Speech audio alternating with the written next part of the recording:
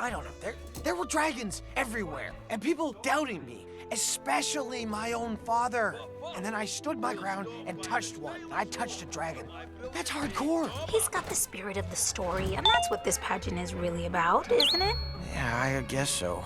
Hiccup, you are weak and fear dragons. I am strong and understand them. Honey, I don't know if I want to go through with this. You're on. There he is, the Night Fury. This pageant is bringing up the feelings. Stoic would have loved this. The only thing vaster than his presence was his capacity for mirth.